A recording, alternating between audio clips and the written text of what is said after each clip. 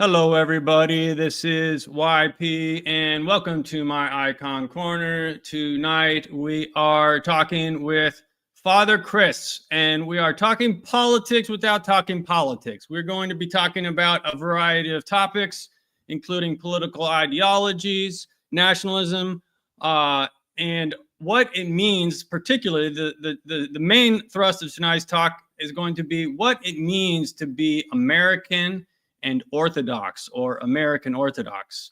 So be sure to like the stream and subscribe and share, because the algorithm doesn't necessarily push this content out for me. So I'm going to need to rely on you, my viewers, to share it. Go and share it on your Telegram channels and your Facebook and all of that, X and everything else. So with that, I'll add Father to the stage. Welcome, Father Chris. Good evening. Thank you for having me. Shall we say a quick prayer? Yes, please. O heavenly King, comforter, spirit of truth, who art everywhere present and fillest all things, treasury of good things and giver of life, come and dwell in us and cleanse us of all impurity and save our souls, O good one. Amen. So, like I said, welcome to the stream. I see some familiar faces here in the chat. I got some people here. There's Germanus, and I've seen this guy on X. I started following you on X recently. Yeah, I started doing stuff only just recently. Yeah, but I looked on your profile, and it says that you've been on X. You started a profile like a decade ago, though. Sure so what's did. the story? What's the story? The story is, so I think I created my account in like 2011, actually. Okay. And I like video games. It's one of my favorite forms of entertainment. And I used to play a game called EVE Online. It's sort of a hardcore space MMO. And I was doing a podcast. What's an MMO? Oh, I'm not a gamer. A massively multiplayer online role-playing game. Okay. Yeah. I guess I shouldn't assume anything, but in any case, I actually, for a brief time, and this is before I was even a deacon, but I was hosting a podcast that was related to it. And I wanted to have the podcast was involved in a sort of push to do social media stuff. And just at about this time, I heard the news that I might be getting considered, or that I might be ordained a deacon at least, and possibly a priest. And I needed a new character. I needed a new character in the game. This is too long already. Right? I needed a new character, so I create for this, because the thing about EVE is it's sort of full of like internecine backstabbing and politics and stuff, and so I didn't want to actually put one of my main characters as the character name that I was interacting as, but I also didn't want to put my real name. So therefore, I created a new character to be this sort of podcast host character. And because the ordination was maybe coming down the line, I made a character named Priest Christoph. And because the podcast was social media facing, I created the Twitter account with that character's profile from EVE as my profile picture, and created the character Priest Christoph with a K. Then later I got ordained. Is that how it's spelled, or how is it spelled? Well, my actual name is spelled CHRISTOPHER. Okay, so you just changed it a little. The EVE Online character was anyway. So that's why that's why I had the account all way back in the day, and then I hardly ever used it for anything other than video game stuff and just sort of lurking. And later I stopped playing EVE as much. Didn't change anything about the account. But then I got into a couple of discussions in the last few months. I began to be a little more active on X, and I got into some discussions to do with church topics. And there was one unpleasant exchange, which resulted in somebody noticing that my profile name was Priest Christoph and saying, "You're no priest, how are you out here?" And I was like, oh boy, I better solve this problem. So I went ahead and changed my profile picture, changed my information, and actually started tweeting or posting as a priest. And right as that happened, people started reaching out to me. Like all it took was like me popping up in my official Rocor picture for people to start inviting me onto podcasts and doing all sorts of stuff. So right. Just like we're doing now. Exactly that. You might have been the first person to actually reach out to me, but then we had some scheduling things, and then I ended up, since that time I've been on the Ortho chat, and I spoke to Ben from Cleave to Antiquity, and those were very nice, and so thank you for reaching out to me, and here I am finally. I think I actually reached out to you after your Ortho chat episode. Because I was impressed by your presentation on that podcast. I just feel like in your voice, it just sounds like you have a spirit of peace to me. You're just peaceful. So I liked hearing your voice. I liked just not so much what you said. And nothing against what you said, but it's just I could feel the peace through the voice somehow. It just kind of manifests. Well, thank you. It's the only voice I've ever had. Something motivated. So you got involved in a discussion. Was this a conscious decision? Were you thinking about this, becoming having an online presence, or was it you just kind of stumbled into it? Or no, it's something I've been thinking about for a long time, and I actually tried doing it a couple of years back. With a YouTube, I have a YouTube channel. I've been a little bit more active on it in the last couple of weeks. But it's something, that's why I have this microphone, and I've got a whole like audio interface and stuff like that, and all sorts of stuff. So you've got some plans? Tell us about your plans. Oh, my plan is just to try to stay consistent with streaming and with what people can expect of me, I guess, and I would like to have different things that people, ways to interact, because there's so many people who just they're finding out about the church for the first time. They come online and they find internet orthodoxy waiting for them, and that has its ups and downs, as I'm sure you'll agree. So absolutely. So I'd like to have a sort of an office hours feel to what I'm bringing to YouTube. Like I'd like to have a time where people can just come and be at peace, hopefully, and feel comfortable and talk about their questions, their concerns, and also have some fun conversations about cultural things like history, like entertainment, media of various kinds. So that's pretty much it. Pretty simple, really, but just a matter of consistency. Yeah. I think there's another Rocor priest who recently I'm sorry. I should apologize for not remembering the name of the YouTube channel off the top of my head, but there's a guy in Arizona you may have heard of, who started doing some live streams and Q&As and stuff. And my own personal experience from hosting live streams is this is a very valuable opportunity for people watching to get a one-on-one interaction with people. They can ask their particular questions that they have.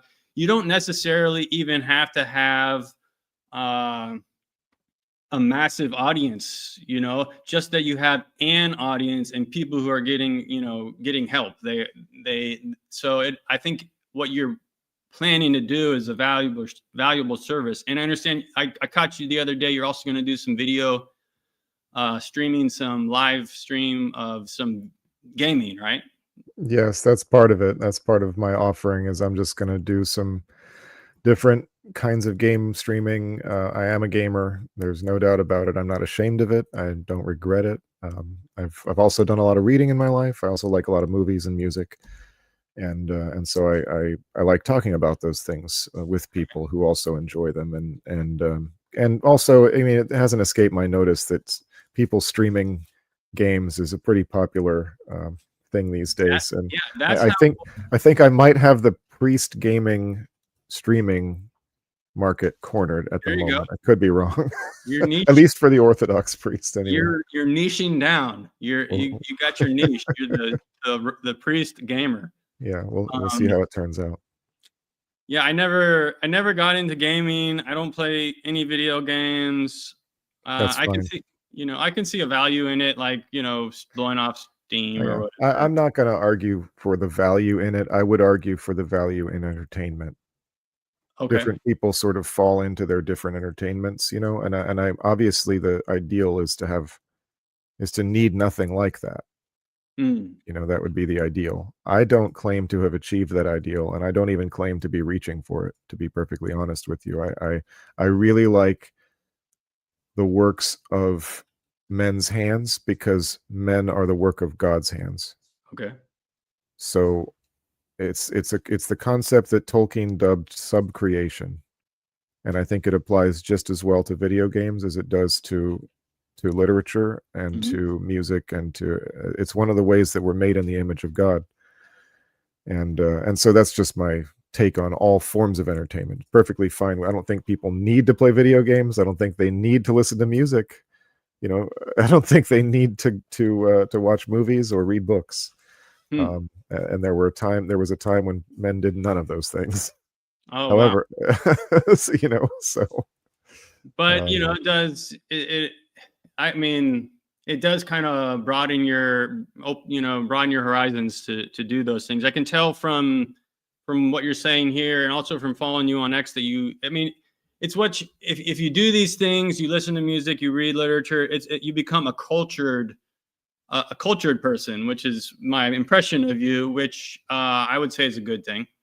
Well, it certainly has not hurt my ability to be able to talk to a lot of different kinds of people about all sorts of different things. I have a lot of interests, and usually, no matter who I'm talking to, I can, whether I'm talking about NFL football or Danish filmmaking, I have interests all over the place. So. Okay, and that'll be helpful tonight as we go into our topic, these various political topics. You will be able to talk about what people are wondering about online. People are into their own personal, they've got their ideas about politics, and hopefully you can give us an orthodox lens through which to see some of these ideas that people have. Before we get to that, I'm going to highlight a few comments from the comment section. Andrew asks, did you hear about the British women who harassed that one priest? I did not hear about that, no. I saw it. I never actually went and watched the video. I probably should have, but everybody was reposting it. I think it was Father Sarah from Holland. Oh, yes, that I did see. Yeah. Sorry, I thought the plural of women was used. Maybe there was more than one, but I did see a clip. Yeah, that was, I don't know if it was sort of harassment. I'd call it badgering. Okay. It's happened to me in the past. I considered it to be a rather typical sort of aggressive Protestant approach. I've seen it before, like where they don't consider you even Christian. They don't acknowledge the reality that you actually believe in Jesus Christ. It's right. There's some kind of a veil. There's a veil in front of their eyes. You know what I'm saying? It's kind of humorous to have somebody approach an Orthodox Christian, because we truly know God, for example, through the sacraments, that a Protestant will not know God in that way. So we know him intimately, and then people will come to you and assume that you don't know God, so. Yeah. Another comment, another generous, Tim Miller has been paying my bills for me. God bless Tim Miller. He sends $50 super chat and says, we have been fruitful and multiplied, or just multiplied. Overcrowding needs addressed. Management, establishment ways versus sustainability. Heaven is unlimited, but the earth is not. Great topic. Thank you. Hi, Father Chris. Hi, Tim. I certainly have opinions on that topic, but I think all overpopulation is entirely false. It's based on the work of a guy named Malthus, I guess. But all of his assumptions were just disproven, and actually they're kind of, in my opinion, they're disproven by common sense. Because the thing that this approach, this sort of utilitarian approach to the life of man, forgets, is that people are not widgets, and that every individual person is a productive, potentially very productive economic unit at the very least.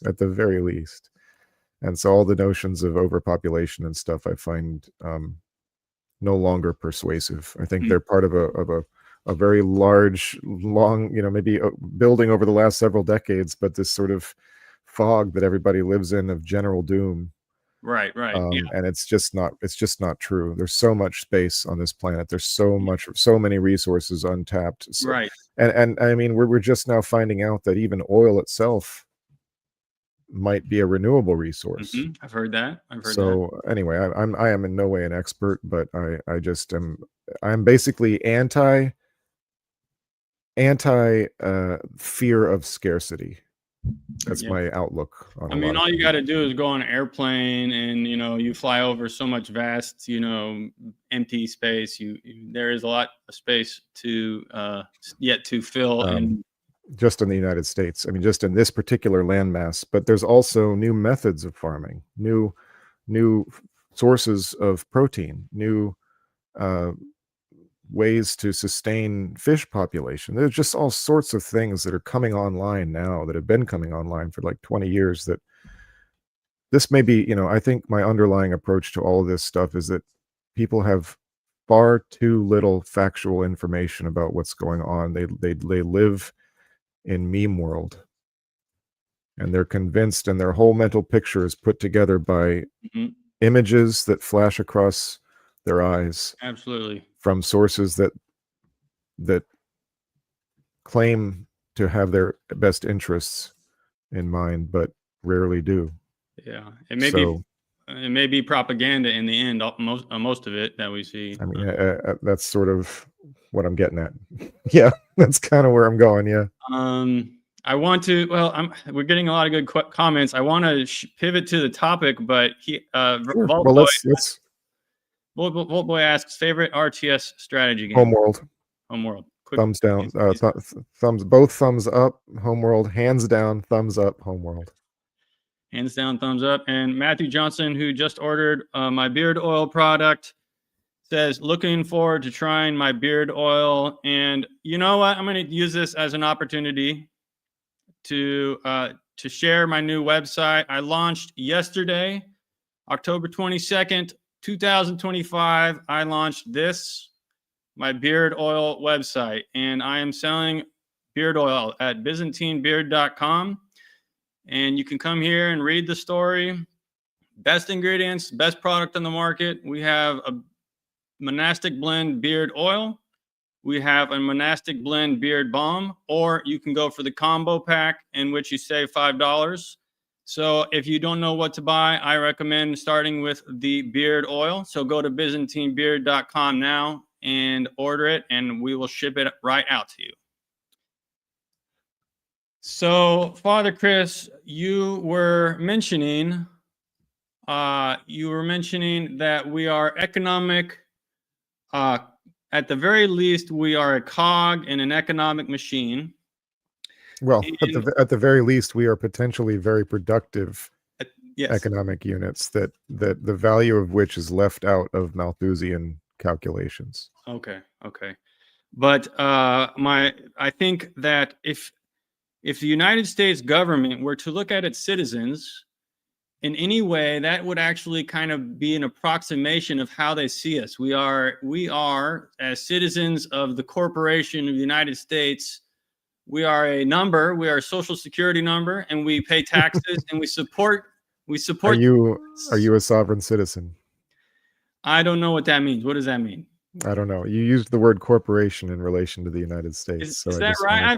I've come across this idea that the at some point in like 100 years ago or so, is this false?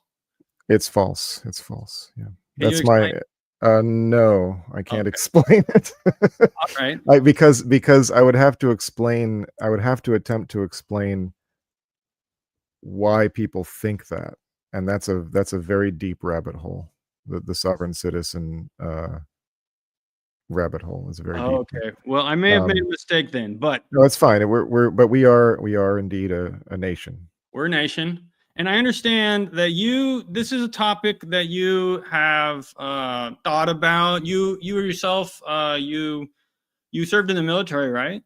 Yes, 3 years in the army. In the army. Um, not during wartime. I was in from May of '98 to May of 2001. So I got out just a few months before 9/11, and Okay. almost all of my friends, um, almost all of my friends did go were deployed in some fashion at least once. But yeah, 3 years. That seems isn't it usually like 4 years what you sign up for? Isn't it depends. It certainly has since 9/11. I think most of the deployments became a minimum of 4 years, depending on. But at the time, it was peacetime, and I received the advice from. I received the advice from military members that were at our parish at the time, which was St. John's in DC. Um, that 3 years was a good time. There was a possible even 2 year enlistment, which was only available for like infantry and like uh, maybe combat engineer. okay. But they said that's too short, and they said 4 years if you don't like it is too long. So 3 years they said was enough time to find out if you like it, and then if you do like it, you can just re-enlist. Um, yeah. And for those who would like a more thorough background of Father Chris's story, he talks about it in his episode on the Ortho Chat, so I can recommend that. What was your specialty, or what did you? My MOS was 14 Juliet, which is basically a forward area air defense radar operator. Radar operator. Okay. And so, would you have considered yourself a patriot even before signing up for the military? I didn't think of things in those terms. I thought that way when I was younger. I remember thinking that way when I was younger, and just. But I think it was more notional. It was just more theoretical, and I enjoyed reading books about World War II, All right. things like that. But no, when I actually joined the army, it was not for any reason other than I didn't know what was going on in my life, and I just had this burning. I like to say I've only ever made like 3 decisions in my life. One of them was joining the army. One of them was asking my wife out, and one of them was saying yes to the priesthood. Hmm. Um,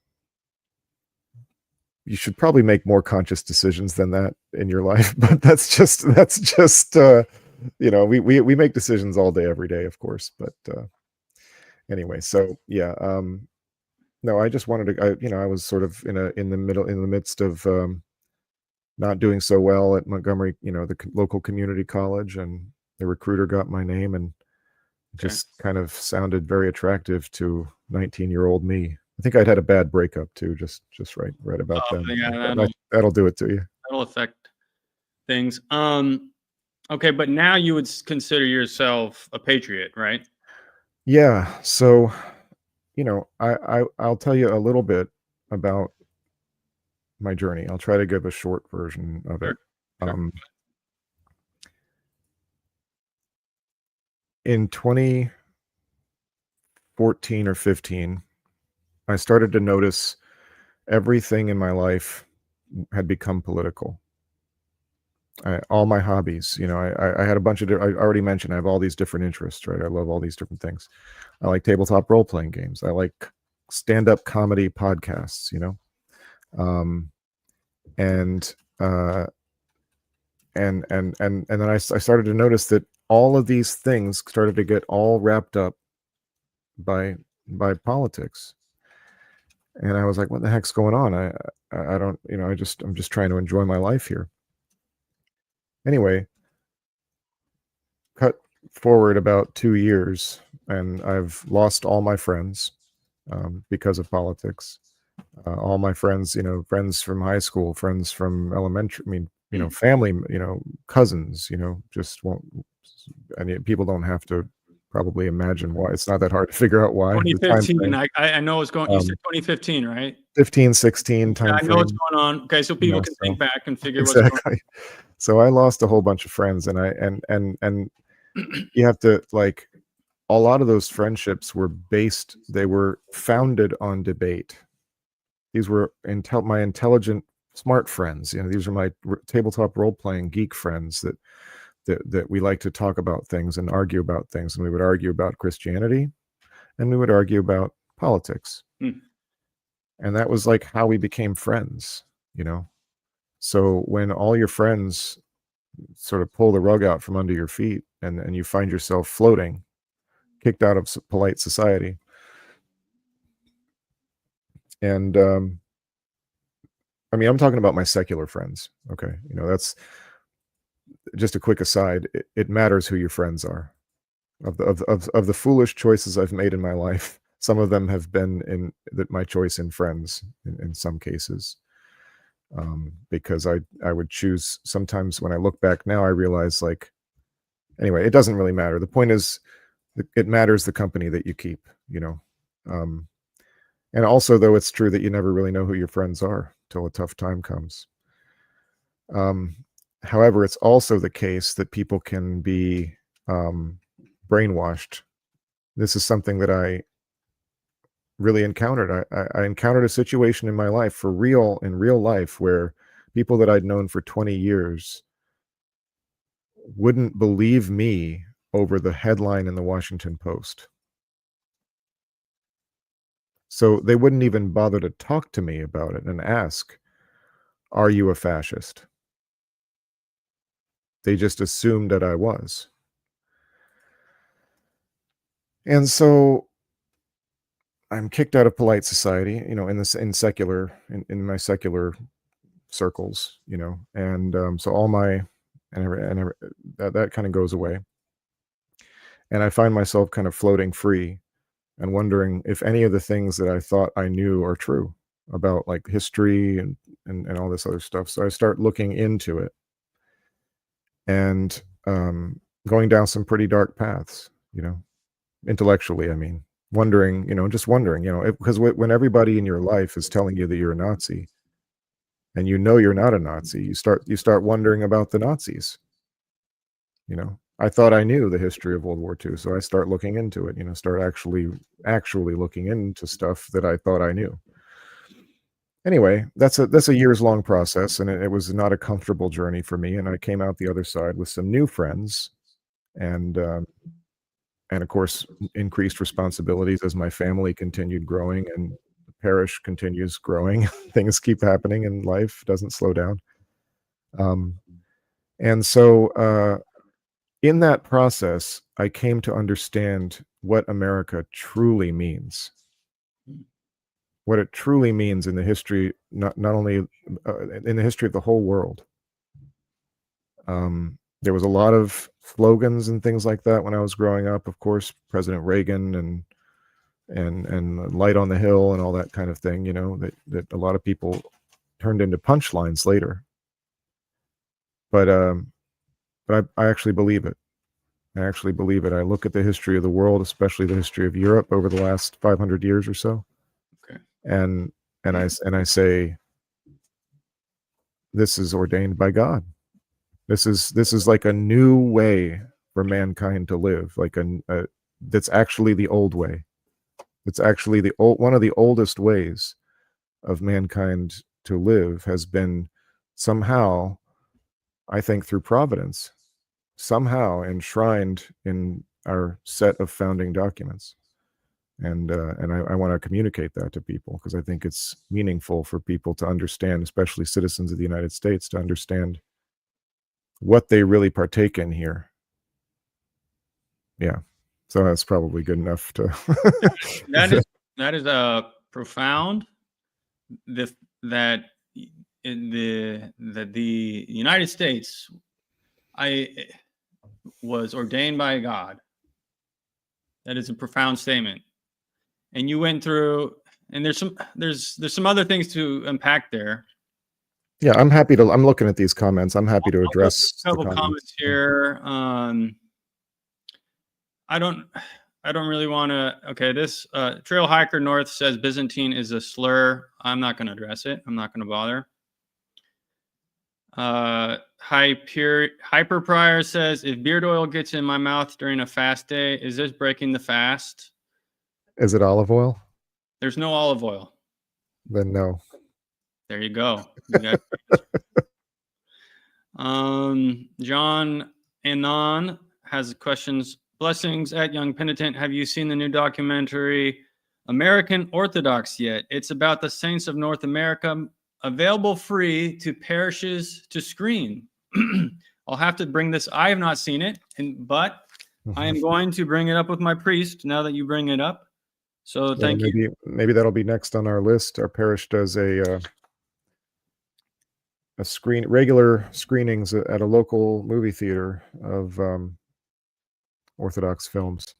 We've got one coming up, actually. The El Tonto por Cristo is going to be playing at hosted by our parish. Yeah. Oh, Tonto. It's called El Tonto por Cristo. It's a new Orthodox movie made in Texas. And you should definitely check it out. Anybody that lives in the DC area, please come and see it with us at the Greenbelt Cinema, November 17th. Check the church website or check the film's website for the appropriate information. It's also going on tour, like around the country. So check the website for when it might come near you. Have you seen it yet? No, I mean it's on its premiere tour right now, and they're hoping to like get it into film festivals and things like that. But I mean, anyway. I've seen the trailer, that and it piqued my interest, to say the least. Yeah. Yeah. Now that I think of it, we do have like a local indie movie theater that I could probably talk to about, showing these films. So I'll talk to my priest about that. So thank you for that. Trail Hiker North asks, Father, did you participate in war against Orthodox people in Bosnia, Yugoslavia, and Kosovo when U.S. military destroyed Orthodox kids? No. That was a few years. I was in my mid-teens when that was going on. However, Father, the priest's son at St. John's was in the Marines in Force Recon when that was going on, and I'm pretty sure he spent some time in the mountains of Serbia. And Trail Hiker has a mad-on for the United States. This is the kind of attitude that I'm trying to address, by the way. I mean, I don't need to get into a back and forth with Trail Hiker, but the way that you pitch that is fascinating to me, as though it was the intent of the United States to destroy Orthodox kids, which is not the case. Yeah. Okay. Couple. Matthew Johnson says God is mentioned 4 times in the Declaration of Independence. That's good. I didn't know the number of times, but the main thing that I always note really is, of course, that it the whole premise of our liberty is based on the fact that we are made by Him, and there's no other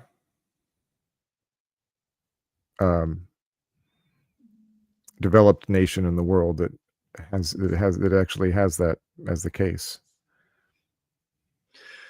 Okay, so I'm going to use you now as a chance to. I'm going to give you the opportunity. So, as far as patriotism, for me, I stood up and said the Pledge of Allegiance as a child in elementary school, and so I had a little bit of love of my country. At some point they stopped doing that. I'm not sure why. They stopped doing what? I'm sorry. Stopped having children say the Pledge of Allegiance. Oh, yeah.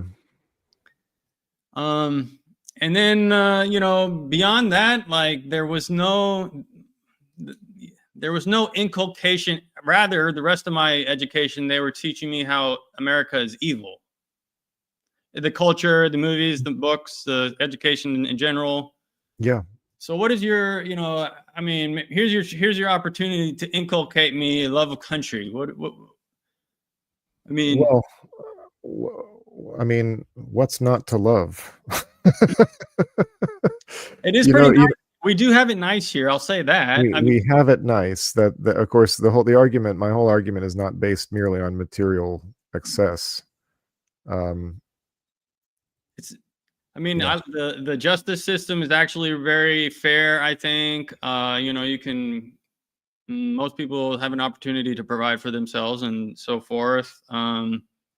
But let's go back to the founding. We have I mean, wasn't you hear on you know? I'm not I haven't thought about this as much as you, but they say it was wasn't it like based on Enlightenment principles and all the founders were Masons or something like that? Well, not all of them, some of them. But a question that nobody ever stops to ask, or hardly anybody stops to ask, just about that one thing is, what are the Masons? What were they in the 18th century? I guess I'll ask you. Do you know? They are a well, I'm pretty sure that it's an organization that was kind of based on rejection of Christ at some level of their. Well, that's certainly the Christian view, because you would have to reject Christ to buy into what the Masons actually say. Although there will be Masons that say that's not true, and they might even believe that. I think they do believe that, because I tend to try to give people the benefit of the doubt when they tell me what they believe. Okay. Even if there's a part of my mind that thinks they're mistaken, maybe they don't know their own history or something. But the history of the Freemasons is directly related to the wars of religion in Europe. It's related to the fact that people were being religiously persecuted, and the earliest Masonic meetings take place during the days of the Tudor dynasties, when you had the country flip-flopping between persecuting Protestants one day and persecuting Catholics the next day, and people couldn't get business done. They couldn't meet in peace. They couldn't talk without asking, do you believe in bishops? So that's why the Masons have these rules that they have, where they're not allowed to discuss or talk about things like Jesus Christ, or like there's a whole bunch of rules that are baked into what they do, but they also baked in a sort of general deism to give them all, I don't know, to allow them to assuage their conscience or something. The people who were trying to this whole tension, this whole situation is created by the conditions of religion and its relationship to the state, and people not being able to worship in peace the way their conscience dictated. So the Tudors, so the Freemasons come out of that era in Europe, and to whatever degree it's true that they are behind any of the revolutions that happen in Europe, when you actually look at the history of that era, it's not hard to see why. So one thing that I've acquired is a great deal of sympathy for my Western ancestors and the things they had to go through during the wars of religion. You think about yourself. Everyone it's easy to criticize as an Orthodox Christian who comes from a tradition where there was never a Reformation, there was never a papal state. There wasn't a situation where monarchs had to go to, had to wheedle and connive in order to get a blessing from the Pope to be crowned. This is a situation where, for example, for England, the Roman Catholicism represented a genuine national security threat. this is the environment, the mental environment in which all of the English Enlightenment, if you want to call it enlightenment at all, was birthed.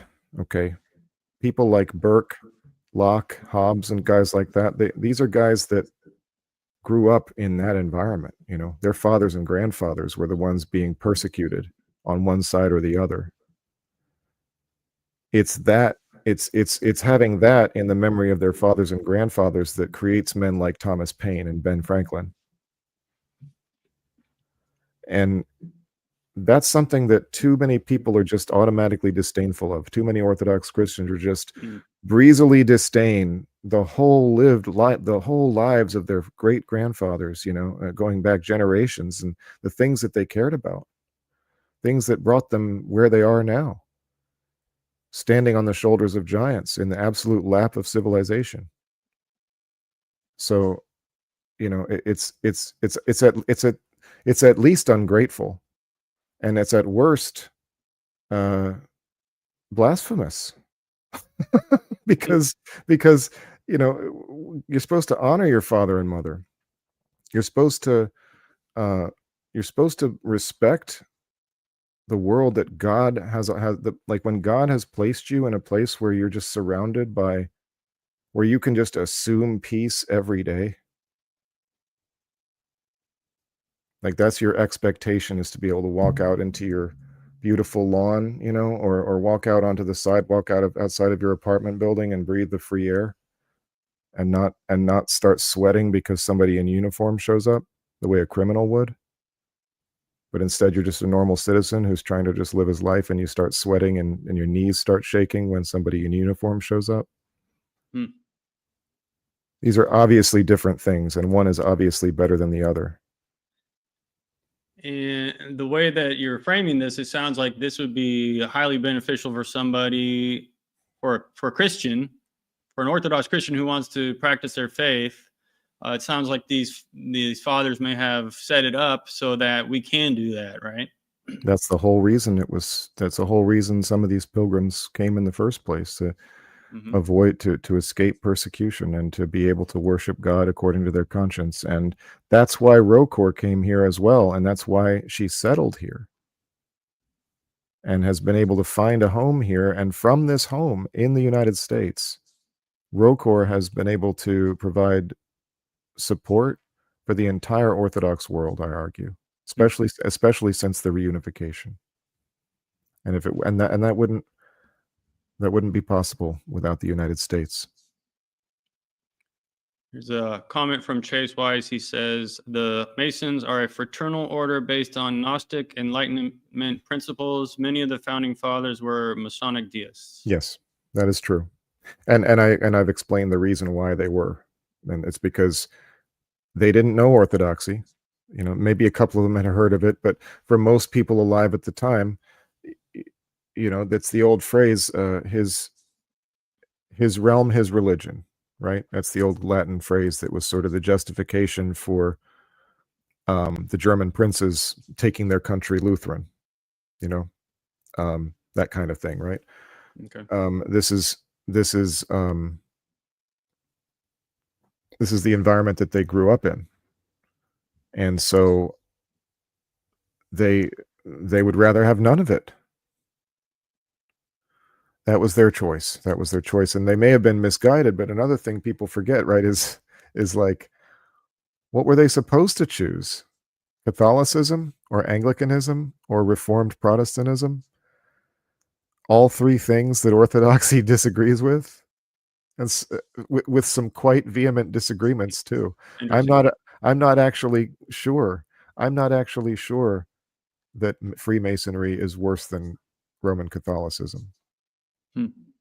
I'm not sure of that at all. I would have to, that's a separate conversation perhaps, but as far as the, you know, I don't know, maybe it encourages pride in a certain kind of way that being Roman Catholic doesn't, or something like that. I don't know. I'm not going to defend Freemasonry all night long. Obviously I'm not recommending it. Right. You're not allowed to be a Freemason if you're Orthodox, and you know, they will tell you otherwise. I will tell you that's absolutely the case. Do not be a Freemason. It is a spiritual, ritualistic method which they derive meaning from that's contrary to what our meaning we're supposed to derive from our true rituals that we have in the Orthodox Church. So they're not the same. I'm not a syncretist. I don't think that the founding fathers were secretly Orthodox or anything like that, any more than I think Augustus the Great was Orthodox. And yet he set things up to, according to God's will, to be able to receive the apostles to spread the faith. We have another super chat. Hyper Prior 199 says, "Happy feast day for St. James the Just, everybody." Thank you for that. Okay, so I want to steer this a little bit. I want to hear your thoughts. You said to me in a message that you have thought about what it means to be American and to be Orthodox, and this is what I put in the title. Yes. So it means that if you are an American who's an Orthodox Christian who is also an American citizen, then you have a duty, a responsibility, according to Romans 13, 1 through 7. You have a responsibility to your fellow citizens to take your role as a citizen seriously, because we see what the role of the sovereign is supposed to be. And in the United States, whether you like it right now or not, the people are sovereign. You know, I'm not going to sit here and talk about my opinions about modern political parties. And I wouldn't even go so far as to say that you must vote, you know, in order to fulfill your duty as a citizen.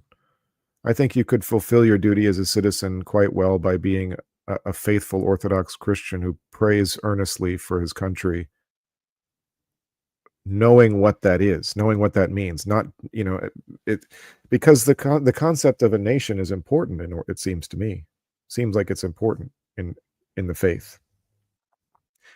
And so, yeah, I don't think that, you know, but excuse me, too many people think that they're supposed to not care about America specifically, because we've all been inculcated with that same education that you mentioned before. But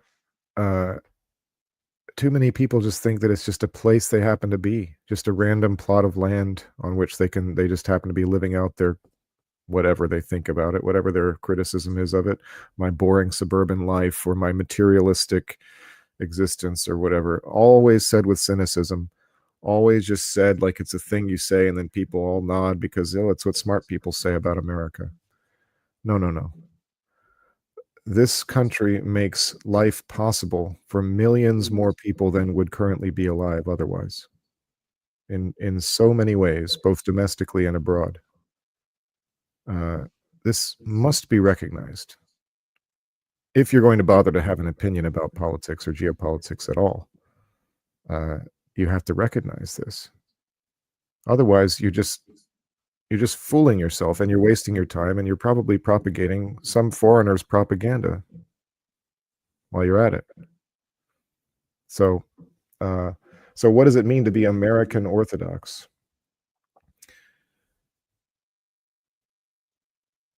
To be free. To realize that you are actually free in this country to be virtuous. You are free to practice your faith and to live your faith, to show the faith by example to your neighbors. That it's possible for this country to be entirely Orthodox, in my opinion, and for the Constitution not to change one bit. You know, this country, people should not be looking forward to being American Orthodox. Doesn't mean you're waiting for the day when the empire arrives. The empire brought us iconoclasm. Okay. The empire. You're kind of pointing to monarchy right here, right? That's what you're kind of alluding to. I'm referring to the Byzantine, to the Eastern Roman Empire, yeah, and not just monarchy, although We can talk about things that monarchs have done as well, but the model that people love to talk about all the time is Rome. Okay. And I don't think it's so great. I think it's great in the sense of greatness. I don't think it's a great model for Orthodox Christians to desire. I don't understand the desire for it. Again, I think people just live in meme world. They like the idea of seeing eagle standards everywhere, stuff like that. Well, we have that. First of all, we have that. But people are failing to recognize what's actually in front of their face, who are Americans and Orthodox. Anyway, let's do a back and forth. Like maybe there's a place you want me to go with that, or maybe I didn't answer your original question. I do want to get into like different ideas about nationalism. We have a question from the audience. John Anon says, question for Father Chris. What do you know about Philip Ludwell III, the first known American convert to Orthodoxy? Yeah, I'm very familiar with him. He was a loyalist, a royalist. And I think he moved back to England before the Revolution. And he was an Orthodox too. He was Orthodox. He was a friend of Thomas Jefferson. Yes, I've had the I guess you could call him the founder of the Ludwell Society. Maybe, I don't know. Anyway, we've received some lectures at our parish about Philip Ludwell and the time that he lived in, and it's a fascinating time. It was a fascinating, lively time in which, Orthodoxy could have spread during the Reformation period, but the reformers just basically, they wouldn't have it. Ultimately, they couldn't quite humble themselves to submit to. I mean, in a way, again, I find it understandable. It's different things were tried, but it was very different. Imagine how different it is now. Imagine it was even way more different 40 years ago when my family converted. Imagine how different it was to be a Western European person or an English person. You might look at the whole Greek setup and think, oh, that's the way it's supposed to be. But then what are you going to do? You're going to submit to a Greek bishop? They tried. I actually found this out from the Ludwell guy who spoke at our parish. The Ludwell guy. He's a scholar. He knows all about Ludwell. Anyway, he mentioned that one of the Wesleys was actually consecrated a bishop by the church in Constantinople. I think that's right. But it didn't take, again, like it's hard to keep up this kind of relationship in a pastoral sense when you're separated by hundreds of miles. So I'm familiar with Ludwell, and it's a wonderful story. Unfortunately, he's not really an American. He was a British subject and was a loyalist, and went back to England before the real trouble started. All right. Here's a comment from Hyper Prior. People live in meme world. The Byzantine Empire won't save us. Well, I've been personally attacked. I think I feel the same. I think a lot of people probably feel the same. I kind of like the romantic notion of an Orthodox monarch. I would, if there was an Orthodox monarchy somewhere established, I would consider moving there, becoming, you know what I mean? Sure. Well, you're free to do that. I don't know if you'd be so free to leave, though. Yeah, I don't know. Maybe you don't want to be free to leave. I'll probably just die in America, but I would think about it. I'll just say that much. I want to go into this. Okay, so I'm shifting a little bit, and I want to talk about the idea of nationalism. I mean, can you tell us first of all what does that exactly mean? I mean, what is nationalism? As opposed to versus patriotism, I don't think that. I think the two words just have different. They have connotations, but I don't think they actually mean anything different. Is that right? You love your country. It means you love your country. That's what it means to me. I don't have a dictionary in front of me. It seems to me, I made a tweet this week saying that nationalism, there's a temptation to turn your country into an idol. Like, this is what I believe in. Okay.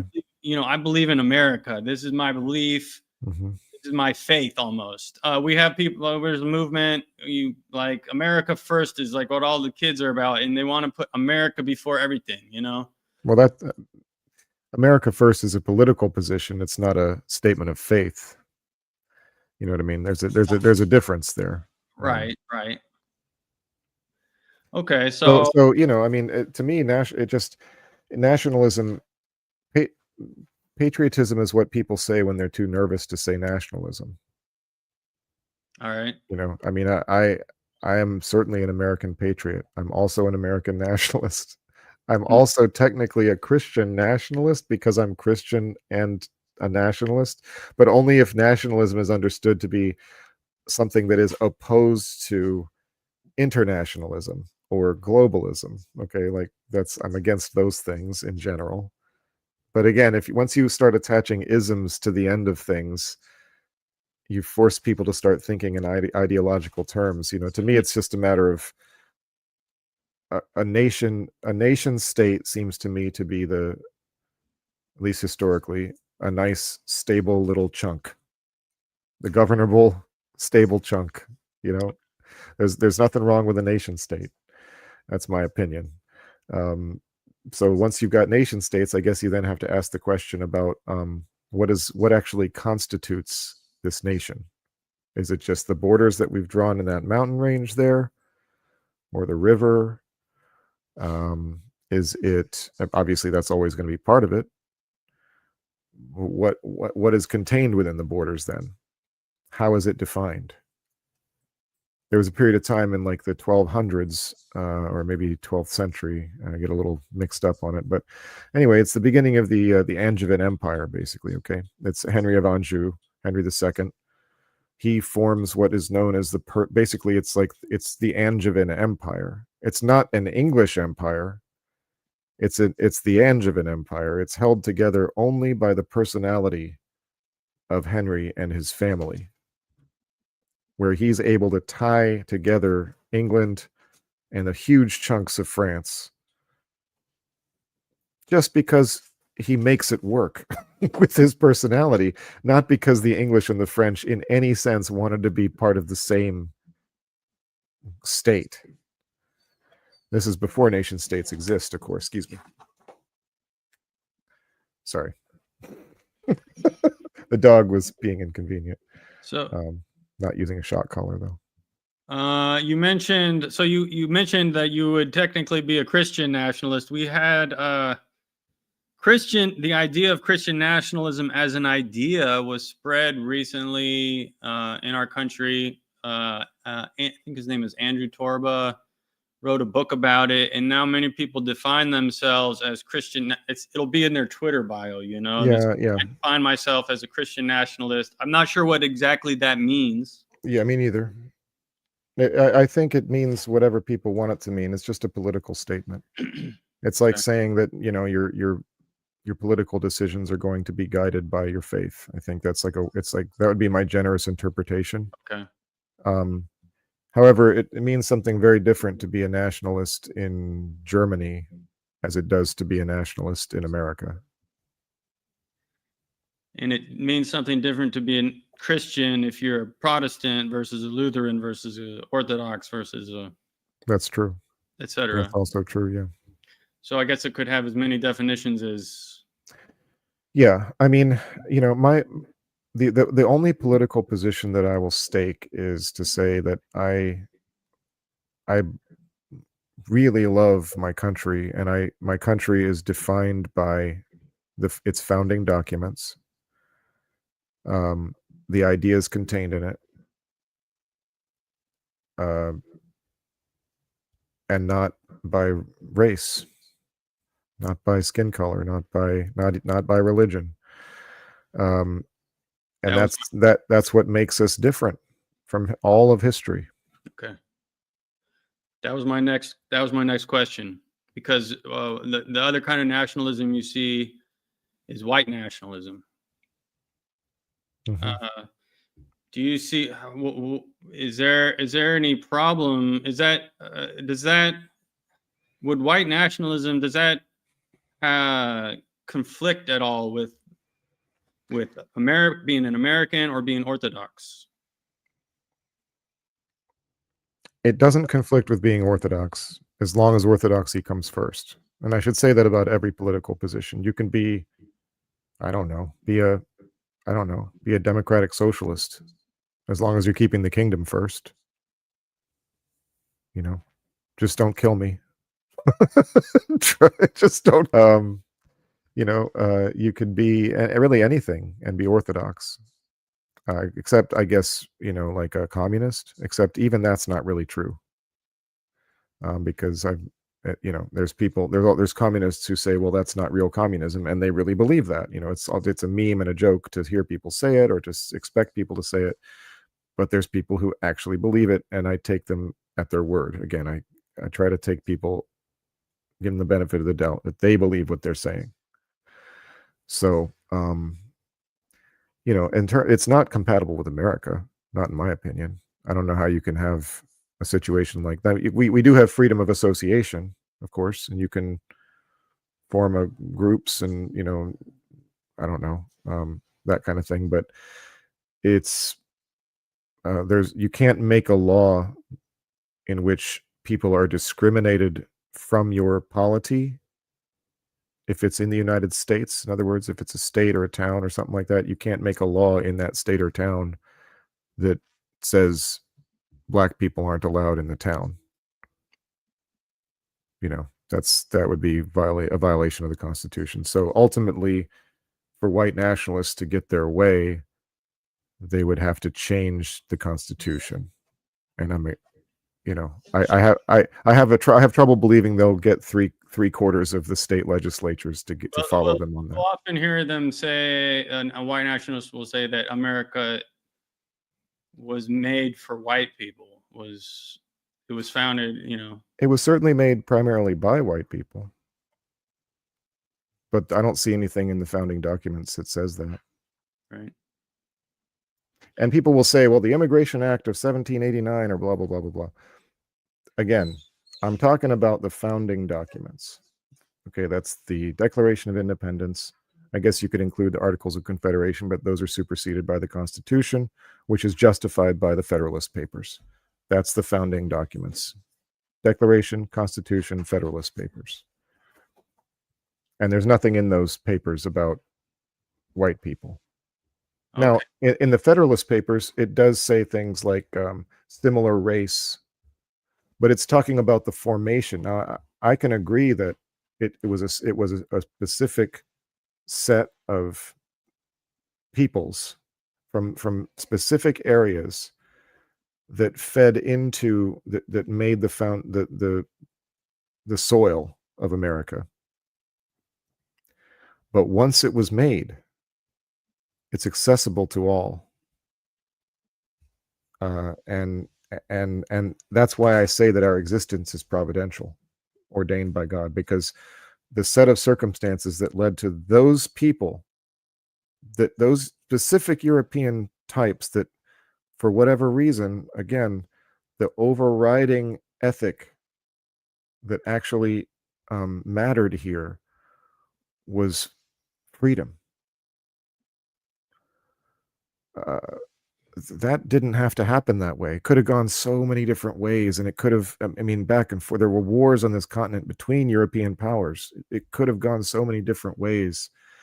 And for it to have ended up to where liberty is preserved for the individual is remarkable. And the through line of that is not the Enlightenment. Okay, it's English common law, which includes Magna Carta, the King's Peace, the Danelaw, Anglo-Saxon jurisprudence. These are the traditions that underlie the Constitution, not the Enlightenment, not Rousseau, not the French Revolution. The English understanding of what it means to be free. That's the basis for the Constitution. If I can say my own thoughts about white nationalism, it's that the problem with it that I see is if you are today a white nationalist, you want to remove 40% of the people from our country, which is always going to be messy, and it really can't be done compassionately. And the other thing about it is, if this is a view that you hold, you will see people who aren't white around you. And I I I challenge you, if you're a white nationalist watching,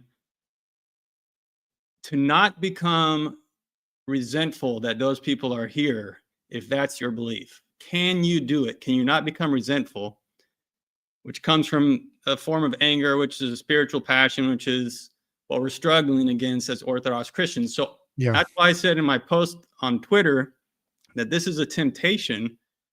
It's going to be a temptation to anger for anybody who holds that position. So I don't see Which that's why I've seen that time and time again. People get absorbed by anger. And this is one of the things I mentioned, I went down some intellectual dark paths.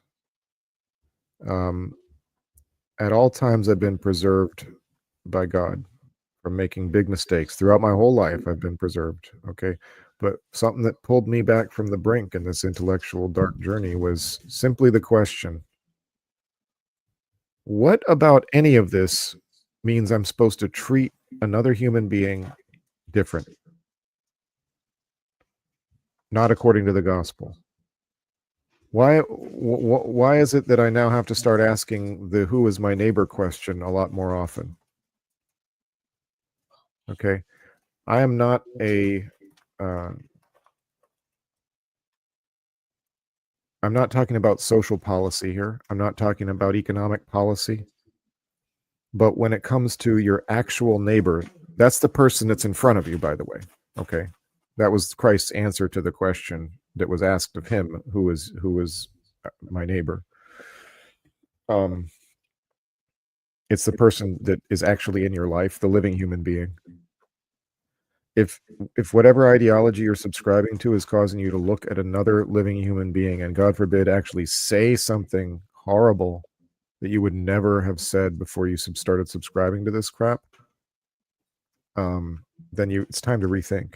It really is time to stop and think. You can get your mental pathways rewired by someone who's not you. And your pathways are going to get wired anyway, The gospel should be doing the wiring. Yeah. So is this, oh, God. Are these issues that come up in your pastoral work as a priest? You have young men coming to the church and they have political ideas. Do they talk to you about this? Do they bring you questions? Yes, it's been happening for close to 10 years now, I guess. This same topic has become it's a little bit less so now. I've noticed that's kind of, it's not gone by any means, but so here's what's happening. Two things for all the racists out there. Okay, first of all, you're welcome in the church. Okay, and my apologies if you're offended by me calling you a racist, but just mechanical things that people should remember when I'm not going to get, to me, the discussions about haplogroups that shouldn't mix with each other. It's just it's cringe, to use the modern terminology. But when races mix, the skin lightens. The more that people again, remember we talked about the Malthusian stuff, about all this stuff, population numbers and stuff. People tried to imagine what's the future American going to look like, and people are imagining like everything would just turn into sort of like a beige, everything would be like the same uniform tone of beige. That's not what happens. Okay, if you stop and think about it, you'll understand. It's like it's the same reason that coffee doesn't get blacker when you add milk to it. It's kind of a no-brainer. Of course, people they'll then start talking about, well, it's not about that. And first of all, it is about that. But even if you say it's not about that, then I have to challenge you to answer the question of, do you think that all the Mediterranean peoples are cursed, therefore? Because like that's what creates the Mediterranean skin tone. Whether you're Sicilian or North African, you have the same skin tone. You have a higher chance of having blue eyes if you're on the northern end of the Mediterranean than on the southern, but you see a lot of the same facial structures and skin tones in Italians and in Egyptians and in Ethiopia. Like, it's kind of crazy, actually, when you stop to I look would at also add in that that's a beautiful skin tone. Well, obviously. I think it happened to be Jesus's too, just based on a couple of the very, very scant scriptural description information we have, and what people assume about the color of skin of people in that time frame, in that area. But yeah, it's and somebody mentions the Australian skin tone. Well, maybe it's because it's beneficial for darker skin to exist in Australia. In American temperate zones, it might be different. But in any case, again, I'm not any kind of a scientist, but yeah, there's no answer to those questions. There's no answer to the question of percentage. There's no answer to the question of what about all the peoples on the earth that are descended from, and then they'll say some version. Anyway, it doesn't matter. It doesn't matter. So I don't want to go too much farther without being asked a question. But another question from Hyper Prior. What are Father Chris's thoughts about separation of church and state vis-a-vis the original, that while the nation might not have a recognized church, each individual state would? Mm-hmm. Well, there's a reason they didn't stick with. There's a reason they didn't stick with that. Yeah. Okay. Well, you can bring the question back up real quick. Oh, okay.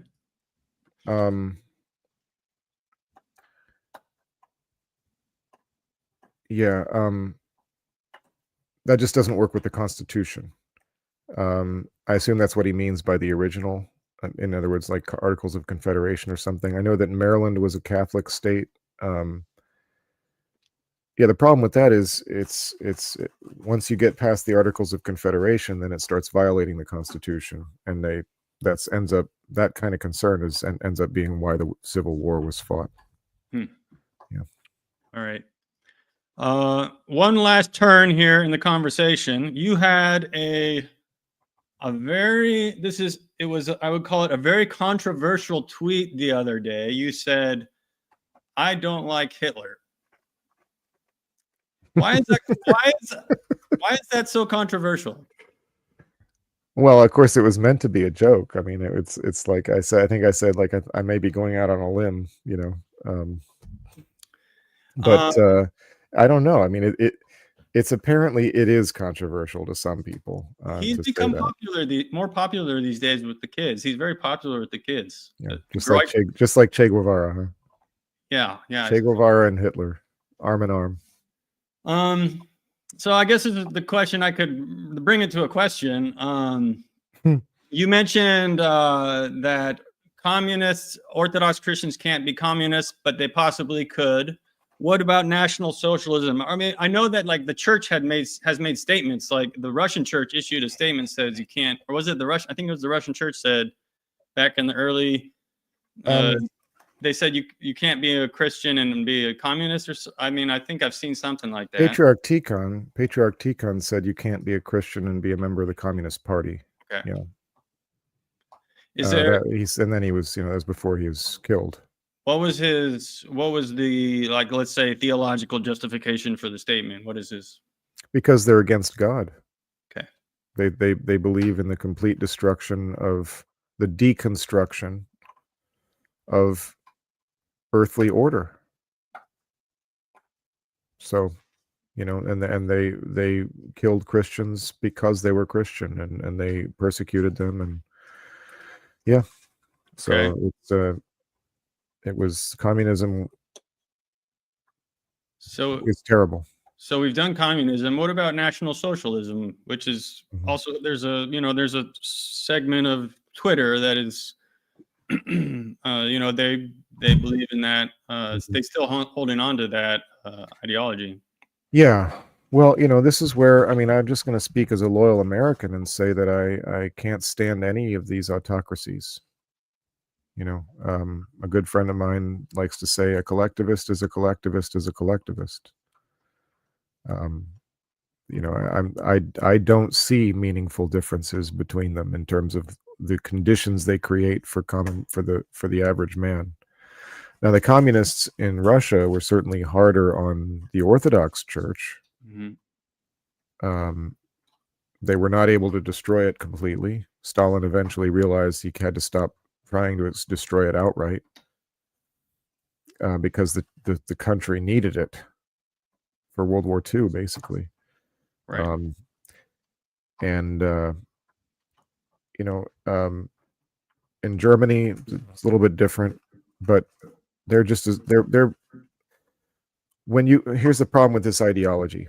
Okay, any of these ideologies, you can know them by their fruits. Okay, and that means more than we think it means. It doesn't just mean, well, a bunch of people got killed, so that's the fruits. No. Why did they get killed? They get killed. If you were to ask the people who killed them, they would say something like, whether it was the Jews or the Orthodox Christians, they would say something like, because by their very existence, they are by definition enemies of the state. Because, and why? Because the state is founded on an ideology that explicitly hates them and seeks their destruction. So there's two issues here. One is the issue of what governmental structure is best for Orthodox Christians, or worst. The other is what general type of government structure is best or worst for mankind. Those are two separate questions. Too many people focus on the first one only, which is another one of my arguments here. Too many people are concerned only with Orthodox solidarity above everything else. Internationalist Orthodox solidarity above everything else.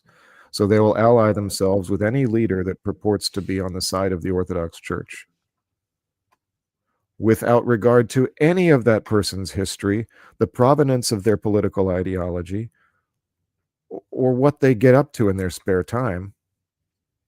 They just know that guy, he kills Islamist militias instead of Christians, and so we like him. We know that guy pays priests to teach in public schools, so we like him.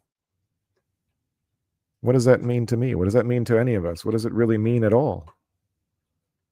It turns into nothing more than, again, a meme, a soundbite, something you can say, well, such and such guy, he's a defender of the faith. Oh, really? Okay. So I guess that means I'm supposed to disagree with my whole country now because, he's enacting a global policy that is deliberately countering us or trying to challenge us or weaken us. Is that what it means? So this is, but people will just go there because all that's on their mind is he did something good for orthodoxy, or so I'm told. Right. All right. So anyway, that you asked about Hitler. I mean, National Socialism. I mean, yeah, it is in my mind not better at all than Bolshevism, communism, or anything. They're the same. They're branches of the same. It's like asking, which is worse, to be a Baptist or a Presbyterian? One of them may be a little bit farther down the line of giving up towards Gnosticism, but neither of them is recommended. Neither of them is preferable at all. Anyway, yeah. Do you want to make maybe a brief comment about this? Vault Boy says, what about Dugin? He's a national Bolshevik. Yeah, he's I don't listen. What about him? He's a Russian. Okay. I'm an American, right? That's part of my point. I'm willing to talk about it, but the way I'll talk about it is I don't care, and neither should you, unless you're a Russian. Right? I certainly have opinions about Dugin, like I have opinions about every American politician. But the point is, I shouldn't even be asked to care about what some guy in Russia is trying to do. What I should care about, again, going back to Romans 13, 1 through 7, as an American citizen, what if I'm going to care at all? So I'll preface it by saying that. If you don't want to care, that's fine too. Pray for the country and leave it at that. Focus on your own life. Don't worry about any of this stuff. But if you're going to care, you must inundate yourself with factual information. Please, I beg of you. Find factual information. Don't rely on your friend on Telegram. Don't rely on, orthochristian. Nothing wrong with orthochristian.com or org or whatever it is. But don't rely on that as your only source of geopolitical information, for gosh sakes. If you're going to care, again, if you're going to care, then you owe it to yourself. And really, you have a duty to the truth to care in the right way, to actually be educated about factual information. I can see one of my friends is in the comments right now, by the way. There he is right now. Hi, Alex. Good to see you. Russian politicians aren't saviors for Russia, let alone us. Yeah, there's that too. I didn't know that you were his father confessor. Alexander was my first interview ever on this channel. Oh my! I'm learning something new every day. It's amazing. So you could say it's his fault. He got the ball rolling. Oh wow! Okay, I'll know who to blame. I'll stick the business to him next time I see him. There you go.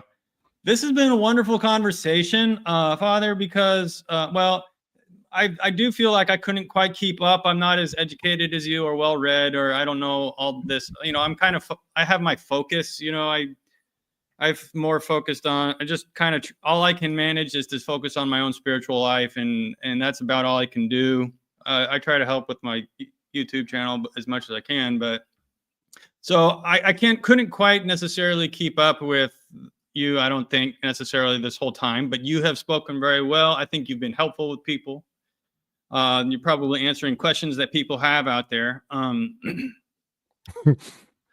you wrapping it up? Is this the wrap up? What's that? Do you want to say something? Was that the wrap up? Well, I have one last question for you. Okay. And that is a question that I give to clergy. Please leave us with a word of advice or a word to live by.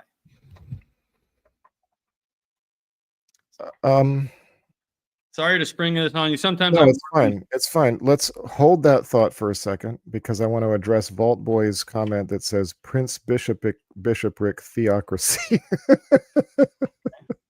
Just look up the Anabaptists of Munster and see what you get with your Prince Bishop theocracy. If the Prince Bishop doesn't like what's going on, of course, the Anabaptists were up to no good.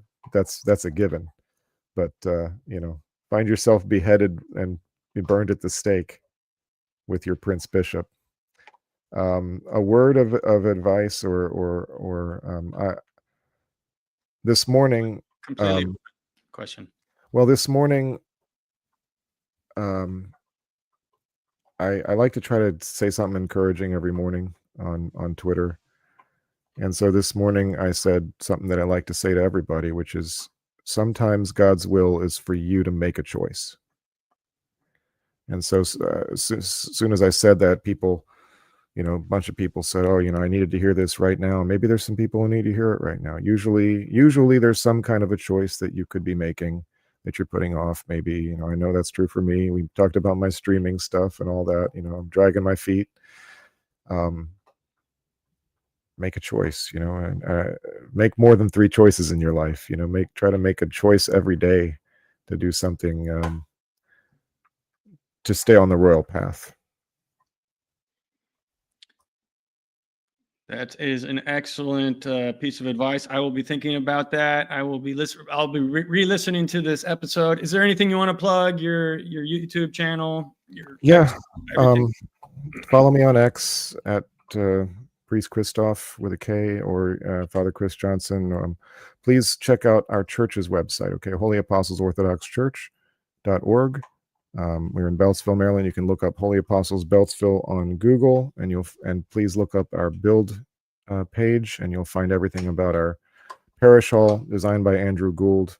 that we're nice. yeah, and we need a lot of money for it. We're doing a lot of things at the same time. Also, I mentioned the movie already, El Tanto por Cristo, in 3 weeks. That's a little more topical. And yeah, I do have a YouTube page, Father Chris Johnson, and Yanni from OrthoChat helped me make a nice new logo for it, and I have a Serbian friend also who's reached out to help me with editing and made a nice banner for me and everything. So feel free to check those out, subscribe, and like my stuff. I'll be making more of it. Yeah, I have. I did 2 out of 3, so that's not bad. I have your X and your YouTube channel linked in the description below, so people can just go click and follow, subscribe. Yeah. The church's website is on my channel description. So okay. Also, Holy Apostles has a YouTube page. Also, I forgot to, which I don't handle, which is funnily enough. But there's videos up there. We have playlists from our deacon doing some wonderful catechism about the Divine Liturgy and things like that. All right. And anything else you wanted to cover? I mean, well, let's say a prayer, shall we? Sure. Yeah. Okay. It is truly meet to bless thee, the Theotokos, ever blessed and most blameless and mother of our God, more honorable than the cherubim and beyond compare more glorious than the seraphim, who without corruption gave us birth to God the Word, the very Theotokos, thee do we magnify. Amen. Thank you so much. Thank you. This has been wonderful. All right. That's the stream, everybody. Good night.